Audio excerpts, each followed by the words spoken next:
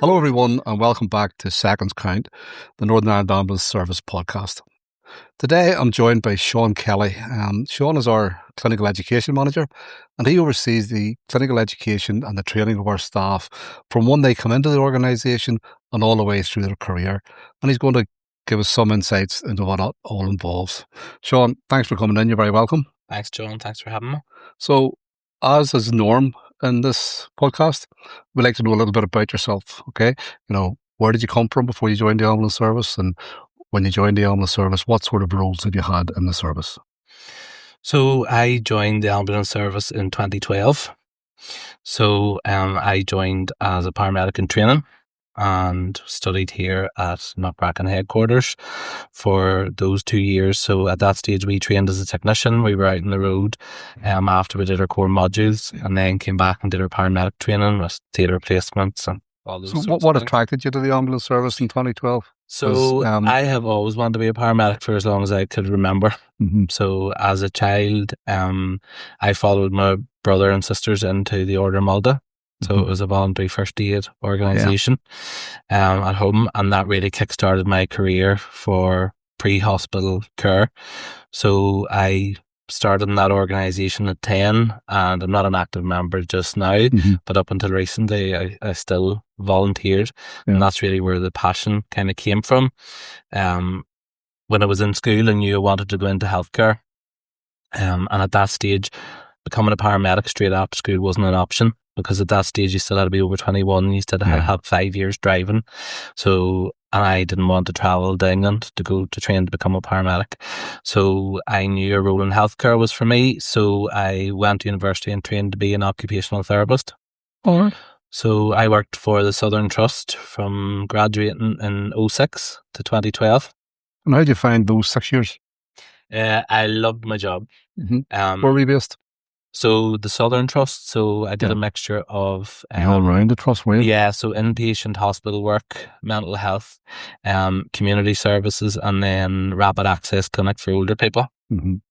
And the patients that you met in those days, was there a wide variety of patients in terms of age, etc.? Absolutely. I suppose my kind of the patients I was always most... I felt the most, like, what's the word, kind of affinity to was older people. I suppose I had a very strong relationship with my grandparents. Yeah. And I just always felt I had a strong affinity to working with older people. I worked in a nursing home for 3 years and then in an elderly care ward before I graduated. So I worked in an elderly care ward whilst I was training, and older people just always... And so, when you're dealing with those people as an OT, it's really in a clinical environment. Was there anything within your journey through the Order of Malta that you saw stuff was more akin to what you witnessed within the ambulance service pre-hospital wise? I suppose for me the biggest difference was speed of seeing the outcome of what you do. So as an occupational therapist, I always could feel the benefit of what I did in terms of adaptations to somebody's home environment, or helping them adapt to dressing independently, how to use a wheelchair, things like that. But there wasn't a quick result. And I suppose as somebody who maybe was a little bit impatient for seeing the outcome, I felt that I didn't see an outcome fast enough. Whereas within the ambulance service, generally, whenever you do something for somebody, you see an outcome instantly, whether it's relieving pain, splinting a limb to improve. So then it begs the question then, why did you spend 6 years as an OT when you wanted to be a paramedic? Was you not, in those 6 years, was there not an option for you, like many people before you, to join the ambulance service as an ACA, move into EMT, and then through the paramedic course that way? Absolutely. I suppose at the time I had done my experience of working in the older people ward, working in the nursing home. I had done voluntary work with a charity called Action MS. So what we did was we were carer for people with advanced multiple sclerosis, people with severe chronic disability, and we were their carer for a week to allow their family to have a care break. So I saw very early on the benefit of therapeutic interventions and the ability to, you know, help somebody with activities of daily living and their quality of life. So at that stage, whilst I always wanted to be a paramedic, and that was always in the back of my head, I knew the caring profession was something that I wanted to go in. But were you not drawn to coming through the ACA route within the ambulance service? Was it? I suppose the honest answer is I didn't know about it. Well, you didn't. I suppose the honest answer was until I started working in the elderly care ward and the PCS crews were coming in on a daily basis, bringing in our... I know you might not want people to do the maths, but what age were you in 2012? 2012, now that's a very good question. I was born in 1983, so I was 29. Yeah, well, it's not a bad age because you've got a bit of life experience, you know. So you came into the ambulance service? Yes. And you went on to the paramedic and training course? Yes. How did that work, first of all? Because that was a new thing, wasn't it? That was a brand new thing. That was a new thing. So was it still done through IHCD? We were the last cohort to go through IHCD. So that was obviously the awarding body for ambulance service training at that stage. And it was around the time that HCPC registration was moving to requiring foundation degree. So IHCD and the organisations, the training institutions, had this agreement in place, and we were the last of the cohorts to go through. So we applied through the normal trawl, and what that program entailed was you trained as an emergency medical technician within your first year. You did your placement working as part of an operational crew, and then come back to do pre-entry exams to train for the paramedic modules. So I have difficulty sometimes remembering last week, back to 2012.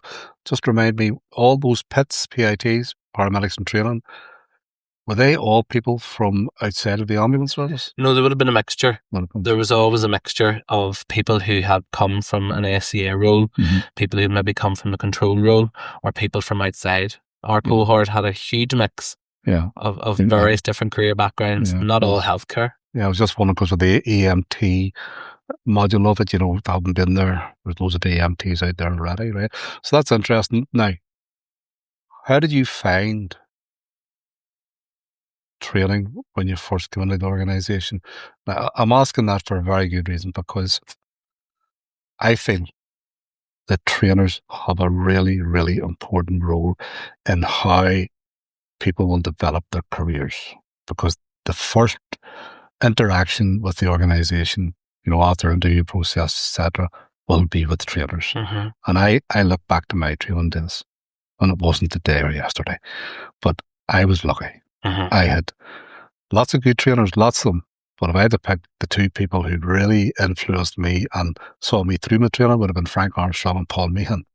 Excellent people, fantastic people, and they really did help me through the organisation. And they gave me a hunger to be better within the organisation for myself, and a hunger to get out and be able to treat patients the way they trained me. Now, they did take the pee sometimes, but, you know, it was all very good. So how did you find the training when you first came into the organisation? I suppose, John, I can relate to what you're saying in terms of role models. I've been very, very lucky to have some amazing role models in terms of operational colleagues, colleagues when I worked as a CSO, and colleagues in the training centre.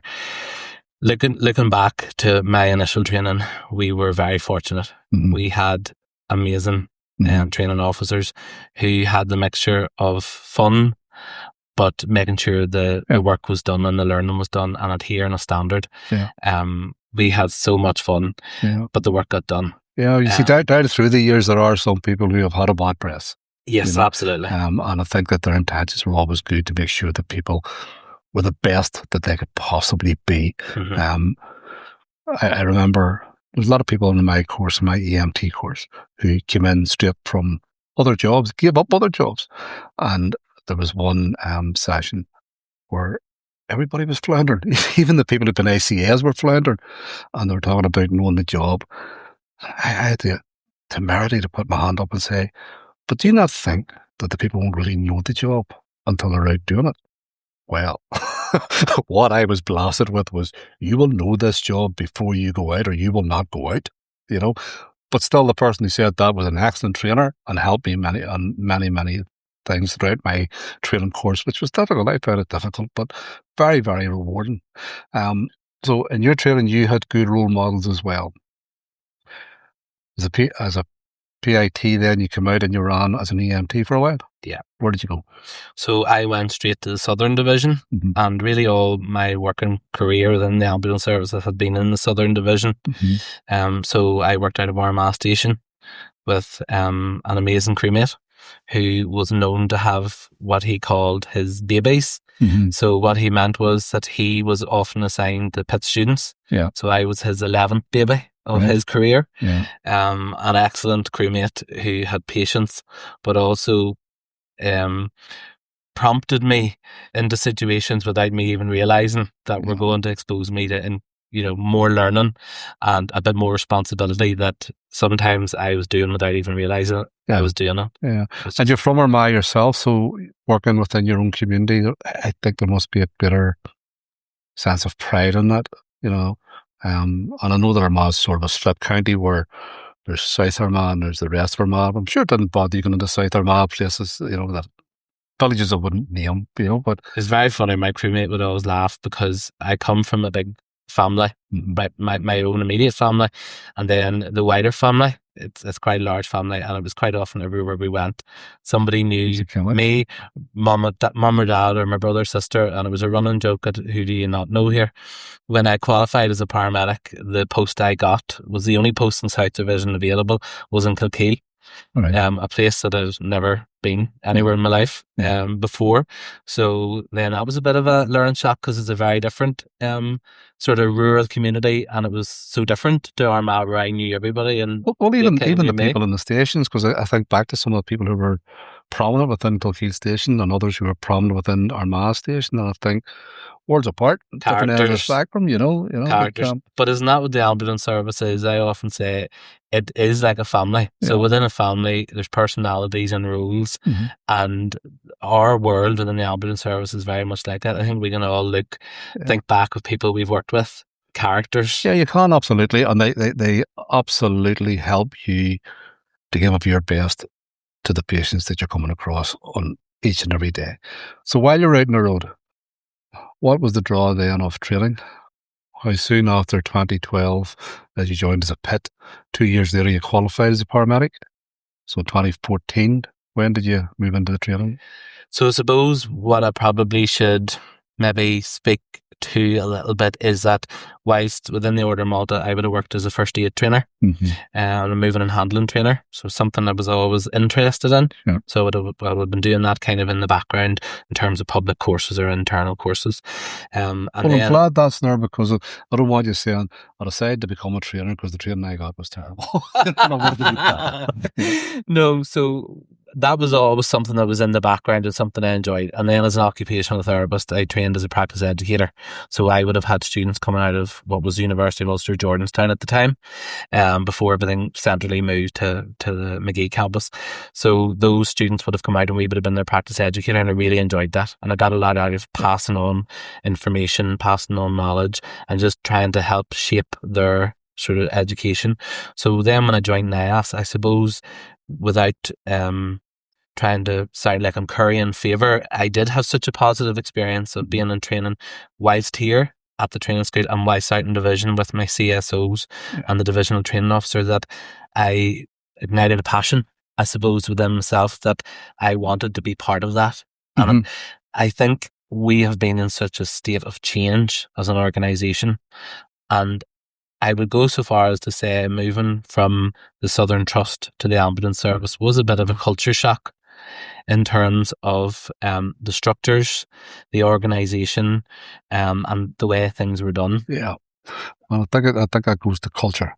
Yes. The culture is different. Yeah. But before we go into this organisation, it was a natural progression for you into training. Yeah. What was the first step into it? So the first step was... Because I remember my days, there was... I can't remember what you call it.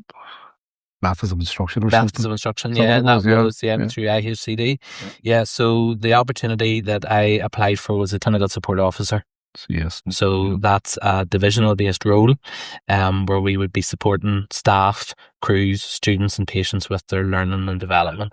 And so you had spent how many years on the road then before you took that role? So that was 2012 to 2020, 8 years if my 8 maths years, is right? right. Okay. So, and there's the old expression, poacher turned gamekeeper. How did you feel going out as a CSO with people who you had ran on the road with, and how did they feel about you being there? Did you have any adverse experiences, or? I suppose when you start the role, you're always, I think everybody, no matter what role you move into, you're going to have a little bit of imposter syndrome. And there's an element of finding your feet. And I also think from an early stage, you have to set your stall as to the type of practitioner, the type of person you're going to be in that role. That sounds very authoritative. But Well, I don't think it would be authoritative with you, to be no, perfectly honest. definitely not. But what I mean is, when I trained as an occupational therapist, we were taught about the therapeutic use of self. Mm-hmm. And to me, what that means is using your personality to empower and improve relations. So what that means is I wanted the idea of clinical support officer being on my name badge or my epaulette not to stand in the way of my relationship with that student or staff member. You want to be approachable. Yes, you obviously have a standard that you're a kind of a gatekeeper to, but you need to be approachable. And it actually helped me having those relationships because people knew who I was. I wasn't going to change overnight just because I was in a different role. So no names. But Yeah. did you ever have an episode where somebody who you had a long-standing relationship that you had to correct their behaviour or correct their practice, advise them on their practice? Certainly there was times where I've had to have conversations. Mm-hmm. And did those conversations in any shape or form create any animosity that lasted? No. Because some people forgive, but they don't forget. But that's just the way people are. But down in around Armagh, people, around Armagh stations, they are very pulled together. And I'm just wondering how they react to one of their own telling them. I think it's probably a strong point, a strength for you that you're one of their own. Yeah, I think there's always a sense of loyalty in those sort of rural communities that you are one of their own, in inverted commas. I think the biggest thing is, though, it's how you approach people. And it's how willing you are to have a conversation. As somebody said to me, there's no such thing as a difficult conversation. It's an important conversation. And how you handle yourself in that conversation and the way you treat people is how people respond to you. And, it's the old sort of adage, if you give respect, you get respect. And I think it's so important. And then moving through CSO, what came next? You didn't just jump from CSO into clinical education manager, did you? I did actually, yeah. My goodness. How dare I? Yeah. How dare you? How dare I? So the clinical education manager role came up. I suppose when I look back to my initial training, the clinical education manager role was filled by an occupational therapist. And that was a little controversial at the time because there had never been a non-ambulance practitioner in that role. Right, yeah. So I suppose I didn't, break a mould or set a mould. There was a precedent had already been set. And obviously when we think back to, 2017, 2018, when paramedics were recognised as AHPs, I kind of felt terrible. There's the sort of the credence or the credibility there in a sense. But the position came up and I had been aware of the role through my experience as a clinical support officer. And what year was that it came up for you? 2022. The job went out. Yeah, right. But our path of moving from pure training to clinical education had started that, changes had started long before that. So give us a wee bit of a taste as to how you see training has developed and the benefit of that change and improvement for what is the most important thing of all, our patients. How has that journey moved? And then we'll talk a wee bit about how much further is it going to go. Well, I suppose the focus in the late 2010s was really much about the growth of our workforce. and trying to attain and reach the capacity demand that there was. The focus is always about response times and getting bums and seats, as I say, as the saying goes. So at that stage, I suppose the focus was on new recruits, student education. The journey of our clinical education had started before you came into post in 2022. Yeah. You know, how did you assess it at 2022, and what was your vision for what you were going to bring to the role? I suppose part of it also relates to the AHP definition of the paramedic role, because what it was an opportunity for the organisation to take a pause and recognise that whilst we need to provide a workforce to provide a service to patients, we also need to invest in the education and development of our staff, because as allied health professionals, they have to have lifelong learning. It's not about training to do the job and that you stagnate forever and more. It can't be that. It has to be about continual growth. So your training is your foundation, but your education is about your continuous development and how that learning progresses. And that was really a turning point in around 2023 with the education review that NIAS commissioned. Right. I'm delighted to know that we have a podcast already in the can with a representative from HCPC talking about all the regulations and the training that they provide, you know, so that's very key for our paramedics. So now, what is it like coming into this organisation as a new recruit at ACA? We still have responsibility for the training of ACAs. Paramedics are trained through university. They do still come into us and have a degree of training.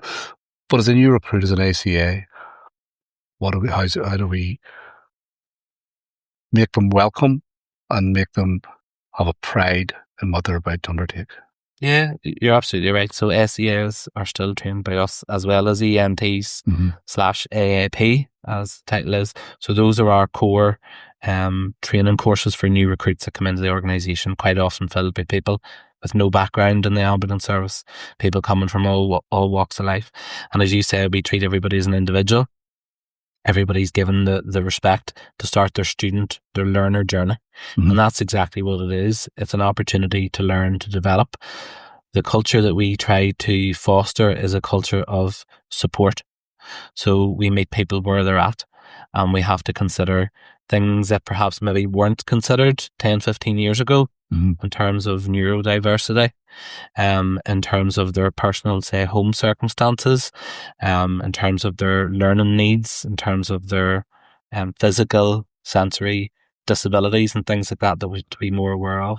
Well, that is interesting, because knowing you're training people, they're all very good, and maybe there wasn't that hands-on, you know, it was maybe sink or swim in days gone by, you know. So how does that support manifest itself? What sort of things do you provide? Again, what I would say, John, I suppose it's like the work we do on the road for patients. It's very individualised, and it's around the needs of the person. And it's the same in education. It's about the needs of the individual and the needs of the person.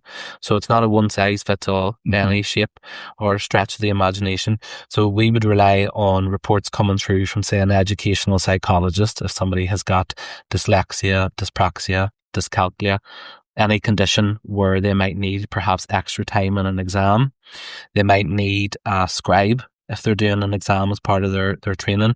They may need software that helps them with their study or with taking the exam. If somebody, for instance, has... And we can provide all this. This is news to me. Within the education department, we have tools and abilities to do this. So our courses are approved by Future Quals, and that's our awarding body. Yeah. And we are obliged to comply with their regulations, as well as be aware of the Disability Discrimination Act and Equality Law here. Yeah. And what would you say, Sean, are the most important attributes of an aspiring ACA, EMT, or even paramedic? I think what it has to come back down to all the time is patient care. And it's to strive to do your best for people. Treat people how you'd like to be treated yourself, or how you'd like your own family member to be treated. You see, you might wonder why I asked that question. Because I'm asking it, you have a reason. I asked it on the back of what you were just saying about people requiring help with the actual learning. You know, the learning is really, really important. Yeah. But some of the best people I know would never have best paramedics that I have known, but never been able to go through those courses. In those days, in those days it was ACA, EMT, paramedic, all done in house. Yes. And it's that interpersonal skills. Yeah, that interpersonal skills is by far the most important. But put books in front of people and they want to step back, and that's a sad loss. And I'm delighted that we're able to help people who have difficulty with dyslexia, etc. Because if they have the personal skills, I think you'll agree with me. The one thing that we need to be able to do instantaneously is to put somebody at ease when we walk through that door, to allow them to feel comfortable letting a complete stranger, albeit in an ambulance uniform, into their personal space to deal with them at their most vulnerable. 100%. You need the knowledge. You need the knowledge, but you need to be able to communicate. You need, as you said, to put people at ease, to make them feel as if you are actually able to do what they think you're going to be able to do. And again, no names, but have you ever seen anybody who has got all those interpersonal skills but just wasn't able to? One of the greatest losses to the ambulance service to me was my crewmate. I had a crewmate for 5 years. I'm not going to name the crewmate or where I work with them, but they were the most practical, logical, most common sense person I ever met in my life as an EMT.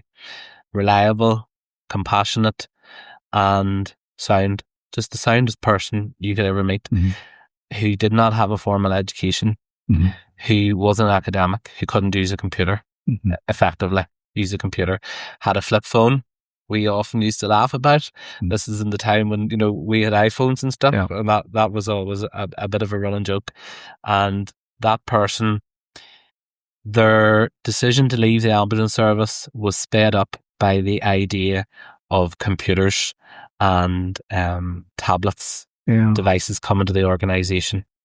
And to me, that was the saddest day for our organisation, that he felt he had kind of missed the boat in a way, and that he would go to another career pathway because the fear of that academic computer work. Yeah, and that, I get that, and it is a sad loss, but he has a legacy, Sean. Yes. Because part of that legacy is the impression he made on you. Yeah. And hopefully you'd be able to recognise other people like that, and you'd be able to, through your team, nurture those people and get the very best out of them and help to the best they can, because people are so important. Absolutely. And I would like to think the department I work for now could have nurtured his level where he was at, met him where he was at, and supported him to develop him further. Because the tablet and those sorts of electronic PRF systems, they're much more of a benefit than they are of a hindrance. They do so much to help service delivery and improving the service for individuals. They do. And if it was an EMT, you will know the old saying that any paramedic is only as good as his EMT. 100%. To look after you, but I was never. Right, so what's your vision for education within the ambulance service now? So I suppose what I really should say in answer to that, it's not just my vision, it's a collective. So I only sit here just as face, or probably the only person who agreed to come and do the podcast. The only person asked, Sean, only person asked. The only person who, put themselves forward.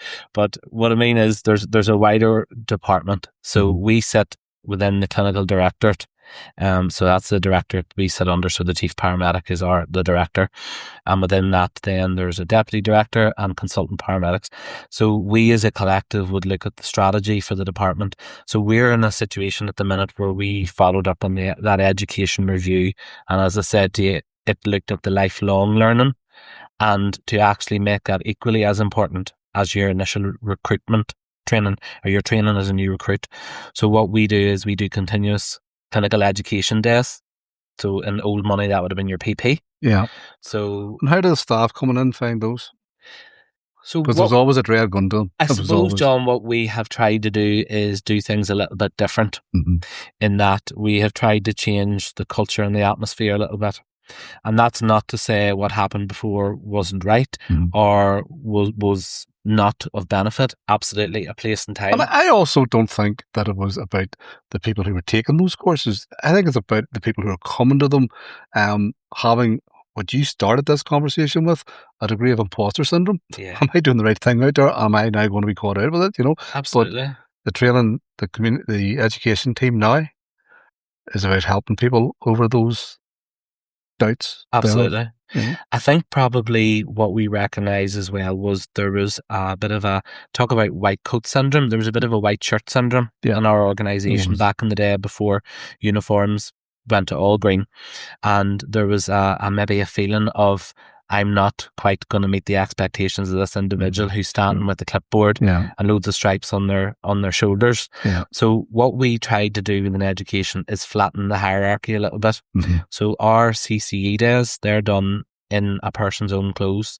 So by that I mean the attendees and the tutors. Yeah. So it removes the white shirt, it removes the clipboard, it removes that feeling of I have more stripes on my epaulets than you, or any kind of feeling of we're not all on a level. We are all on a level, and just because we work for education doesn't mean we know more than the crew on the road. It just means we're there to help impart that information. We're all peers. Yeah, well, absolutely, and I'm going to bring it to a close, Sean. It's been really interesting listening to you. The takeaway is that our education will continue to improve what we deliver to patients, for patients, and that's the bottom line, really, isn't it? And when people come into the service, they have no idea what lies ahead of them. They've no idea, really, And a wonderful journey. It is a wonderful journey, and I am going to reflect ever so slightly on my own journey, because when I did my EMT course, there was a study group we called JAPS, and it was John, Andy, Phil, and Sean. And two of those names you will immediately recognise as being in your team. Two of those went on to be trainers within the organisation.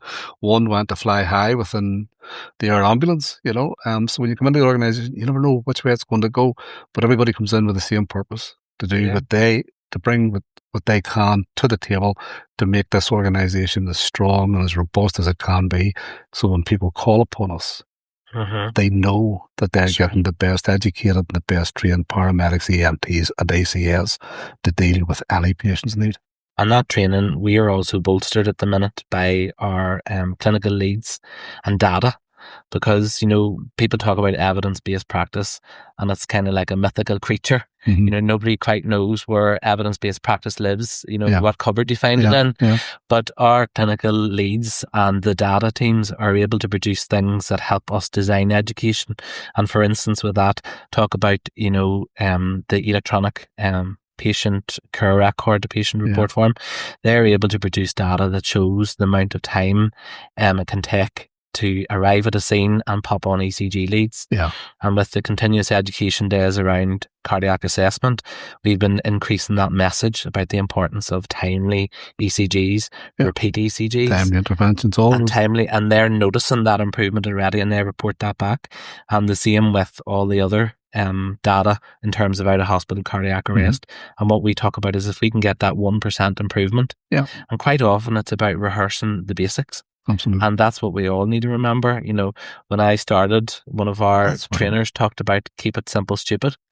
And that's about keeping it, doing the basics right. And also about being using yourself as a person, as a therapeutic tool. Way back, listen, put people at ease. Well, way back in that course that I did way back in '96, there's two things got us through that course, and it was the habitual practice of CPR. You had to do CPR. You had to do it. We were doing every single night doing that, with one exception on a Thursday night.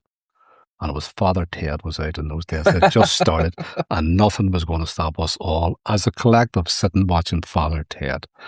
So careful now. Careful. That's it.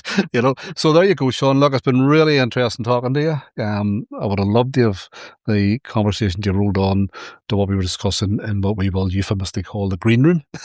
Some of those things there, that would be a more enlightening conversation. But thanks so much for coming in. No doubt we'll have you back in. Maybe you can talk to some of your staff who may want to put a different slant on it and what their experience actually is.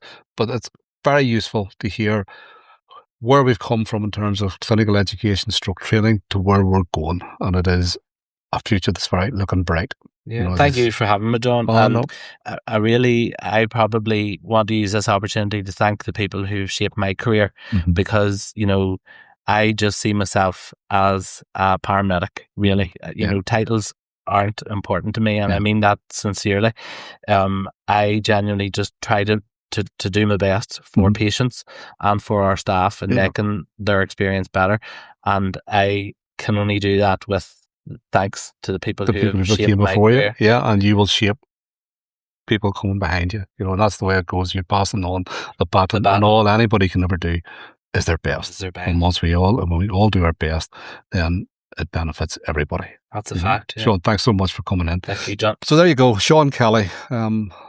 A character, to be perfectly honest with you.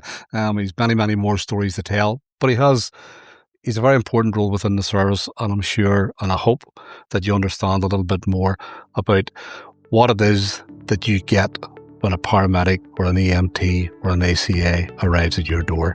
Highly trained, well-educated individuals. So thanks very much for tuning in, and I'll see you again next week. Take care. Bye.